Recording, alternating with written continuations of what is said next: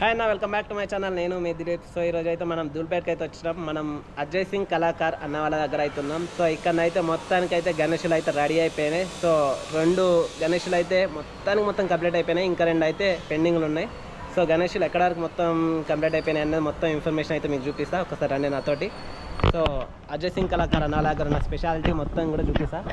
So మనకు poster చూసుకుంటే ఈ విధంగా ఉంటుంది అన్న. సో మన అజయ్ సింగ్ కళాకార్ అన్న వాళ్ళది పోస్టర్. సో ఇక్కడ చూసుకుంటే కనుక మొత్తం కూడా గణేశుడు అయితే కంప్లీట్ అయిపోయింది. సో రాజాలాగా కూర్చున్నట్టు ఉంది గణపతి కూడా. సో ఒక పక్కనేమో త్రిశూలం పట్టుకున్నట్టు, బ్యాక్గ్రౌండ్లోనేమో విష్ణు చక్రం తోటి బ్యాక్గ్రౌండ్లో రెడీ అవుతుంది. సో రాజాలాగా మొత్తం కూర్చున్నట్టుంది. ఇక్కడ చూసుకుంటే మనకు పంచ రెడీ అయింది. అండ్ చూసుకుంటే ఇక్కడ one of the my favourite. So Bojja Ganapayya complete మొత్తం రెడీ.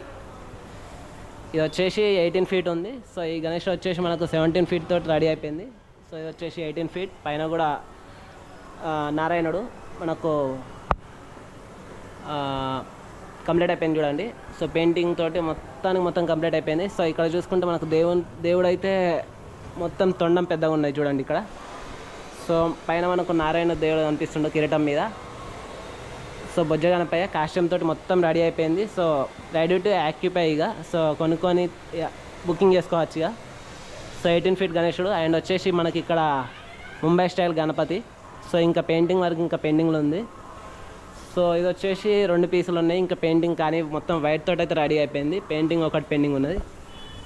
సో చూసుకురానా, ఇది వచ్చేసి మొత్తం రాజా సింగ్ అన్న వాళ్ళ కళాకారుల దగ్గర ఉన్న స్పెషాలిటీ. సో ఫస్ట్ టైము ఇంత ఎర్లీగా తొందరగా కంప్లీట్ అయిపోయినాయి 2 గణపతులు కూడా చూడండి.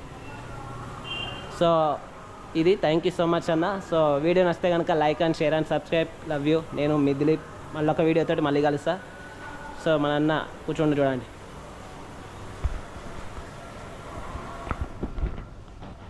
సో చూసిరా అన్న, వీడియో నచ్చితే కనుక like and share and subscribe.